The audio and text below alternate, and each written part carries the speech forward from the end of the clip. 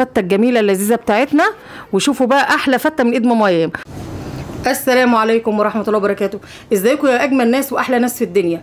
ايه يا ماما ايام هتعملي لنا ايه النهارده؟ اعمل لكم فته ولحمه. انا قلت لكم انا مأجله لكم الفته دي، اما الكل يخلص الفته بتاعته احنا هنعمل الفته بتاعتنا. الفته بتاعتنا هتبقى اجمل فته، اتفرجوا عليها وتعلموا وشوفوا ايه الطريقه بتاعتها. اللحمه بتاعتنا اهي بسم الله ما شاء الله بتستلق. طبعا انا معلماكم يا بنات يا حبايبي اللحمه بتستلق ازاي. اللي احنا بنحط ميه مغليه ونحط التوابل ملح وفلفل اسمر وبصل وورق لورا وحبهان وجوز الطيب، بنحطها في قلبيها. وطبعا بشطفين اللحمه يعني شطفه ما بتعملش بقى زي الفراخ، شطفه خفيفه كده.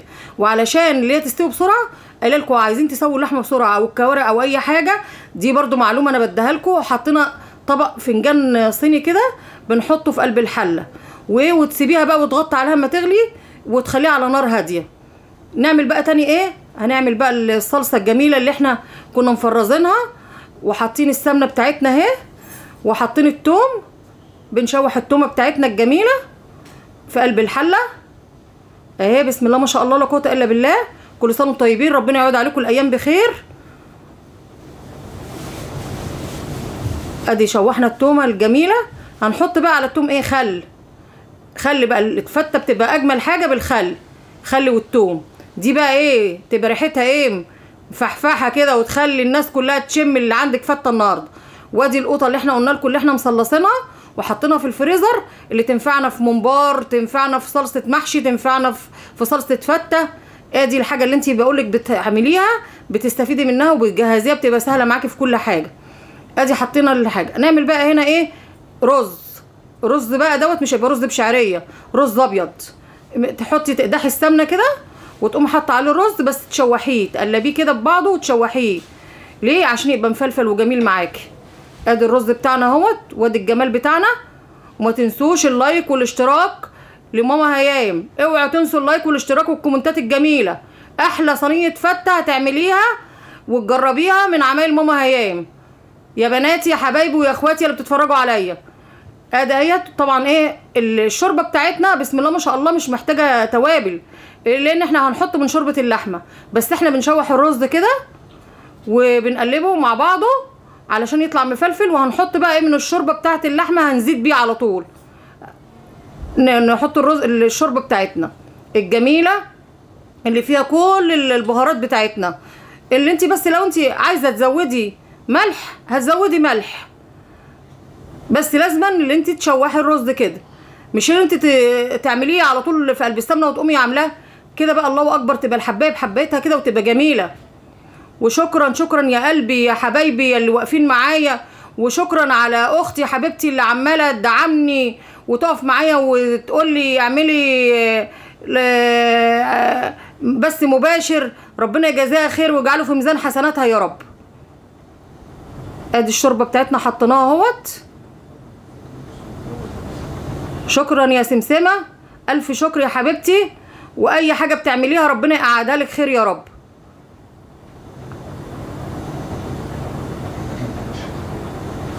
ادي الشوربه الجميله بتاعتنا حطيناها بسم الله ما شاء الله لا قوه الا بالله. احلى صينيه فته يا جماعه. ادي الاكل بتاع المصريين والبساطه بتاعت المصريين والجمال بتاع المصريين. اي حاجه بيعملوها بسم الله ما شاء الله بيبدعوا فيها وبيعملوا اكلات زي العسل. ولا تقولي بقى دليفري ولا عيالك يروحوا يشتروا بقى من بره كريب ولا اكل من بره ولا حاجات من بره. انتي قومي اعملي كده ابسط حاجه هتعملي. وربنا يا رب يكتر الخير في بيوت المصريين وكل الناس تبقى عندها كل حاجه. ادي حبه ملح اهوت حطيناهم على الرز. وطبعا ايه ما بنكترش لان الشوربه كانت فيها ملح.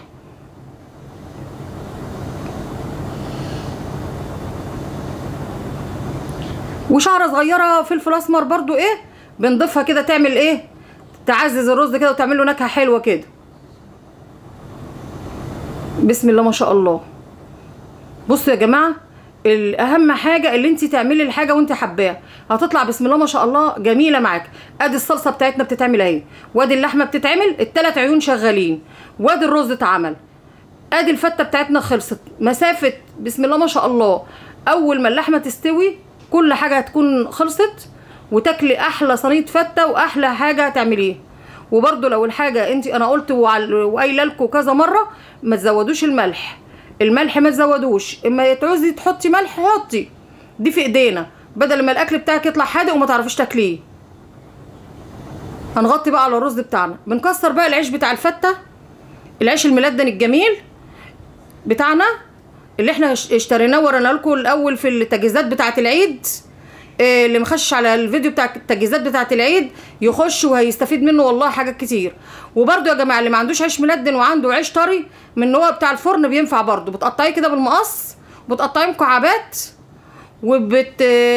وبتحط وتدهني صينيه كده سمنه وبتحطيه فيها، وبتحط عليه حته تومه ومعلقه سمنه كده وتقلبيه فيها. انا بوري لكم تجربه رغيف، لان انا مش هعمل اصلا بعيش طري، انا كده كده هعمل بعيش ملدن، عندي عيش ملدن. بس بقول لو واحده مثلا عايزه تعمل فته وما عندهاش عيش ملدن هتعرف تتصرف. انا بفهمك اللي انت ايه، اي حاجه اللي انت تصرفي نفسك.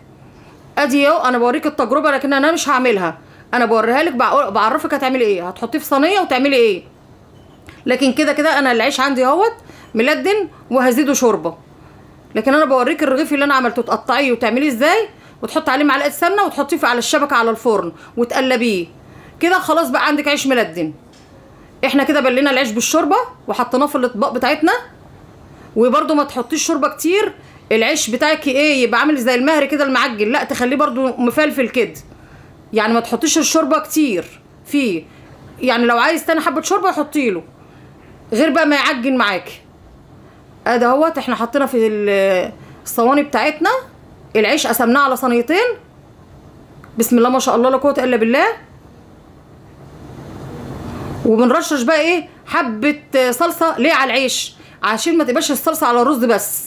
دي برضو تعليم ليكي يا بنتي يا حبيبتي اللي بتتفرجي عليا ويا اختي ويا اخويا.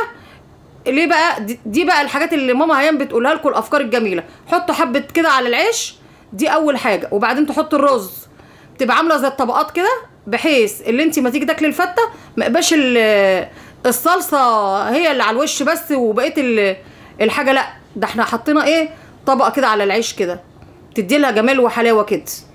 وبرده الرز بقى ايه ده حسب الرغبه، في ناس بتحب الرز كتير وفي ايوه يا حبايبي. شوفوا بقى احلى صواني فته معانا. وبنحمر اللحمه بتاعتنا ايه، بنديها معلقه سمنه كده، بنشوحها كده بتبقى لحمه محمره بدل ما تبقى مسلوقه. احنا بنحب نحمر اللحمه بتاعتنا وبنضيف عليها ايه كبشه صلصه كده واحنا بنشوحها، بتديها بقى جمال وميكس جميل. يعني اللي عايز يعمل بالطريقه دي والله هيكسب مش هيخسر، او تبقى الفته بتاعته باللحمه روعه. معلقه سمنه بلدي كده في منتهى الجمال. وادي الفته الجميله اللذيذه بتاعتنا. وشوفوا بقى احلى فته من ايد ماما ايام. ومع الف سلامه، وما تنسوش اللايك والاشتراك في القناه يا اجمل ناس في الدنيا. وتفضلوا كلوا معانا احلى فته واحلى حاجه في الدنيا. ومع السلامه يا اجمل ناس، مع السلامه يا حبايبي.